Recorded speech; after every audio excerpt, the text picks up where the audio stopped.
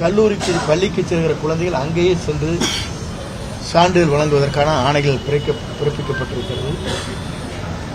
அந்த பணிகளையும் நாம் விரைந்து செய்வதற்கு நடவடிக்கை மேற்கொண்டிருக்கிறோம்.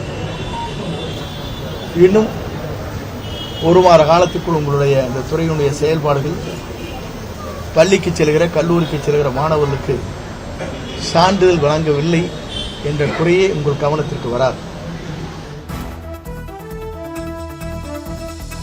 அமைச்சர் செங்கோட்டையன் அளித்த பேட்டியை தற்போது பார்த்தோம். கூடுதல் தகவல்களை எமது தலைமை செய்தியாளர் கண்ணன் வழங்க கேட்கலாம். கண்ணன் வணக்கம், கூடுதல் விவரங்கள். தீபிகா, 12ஆம் வகுப்பு படித்து முடித்துவிட்டு கல்லூரிக்கு செல்லும் மாணவர்களுக்கு அந்த விண்ணப்ப படிவத்தை பூர்த்தி செய்யும் பொழுது வருமான சான்றிதழ், இருப்பிட சான்றிதழ் ஆகியவற்றை இணைத்து வழங்க வேண்டும் என்பது பல ஆண்டுகளாக பின்பற்றப்பட்டு வருகிறது.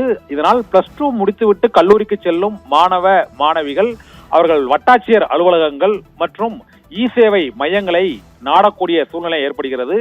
அது கல்லூரியில் அவர்கள் விண்ணப்பம் செய்வதற்கும் மற்றும் அங்கு மாணவர் சேர்க்கைக்கான அந்த முன் அனுமதி பெறுவதற்கும் இந்த 2 சான்றிதழ்களும் முக்கியமாக கருதப்படுகிறது. இதனால் விண்ணப்பிப்பதில் தாமதம் ஏற்படுகிறது. உயர்கல்வி பயில்வதற்கு இந்த சான்றிதழ்களை உடனே கொடுக்க முடியாத சூழ்நிலை ஏற்படுகிறது. அந்த விண்ணப்பங்களை பூர்த்தி செய்யும் நாளுக்கு முன்னதாக இருப்பிட சான்றிதழையும் வருவாய் சான்றிதழையும் வட்டாட்சி அலுவலகங்களிலேயோ அல்லது இ-சேவை மையங்களின் மூலமாகவோ பெறுவதில் பல்வேறு சிக்கல்கள் ஏற்படுகின்றன. இது கிராமப்புறங்களில் உள்ளவர்கள், சிறு நகரங்கள், பேரூராட்சிகள் முதல் மாநகராட்சிகள் வரை இந்த சிக்கல் நீடிக்கிறது.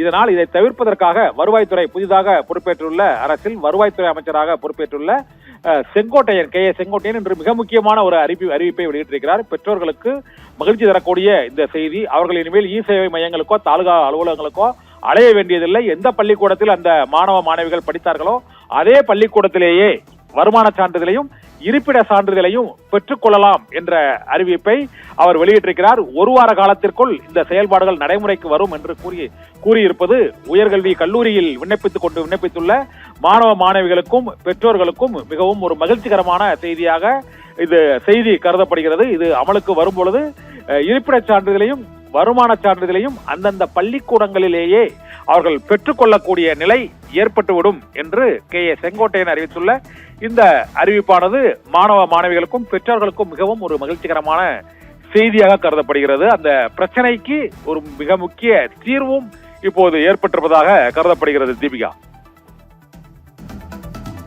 தகவல்களை வழங்கியமைக்கு நன்றி கண்ணன்.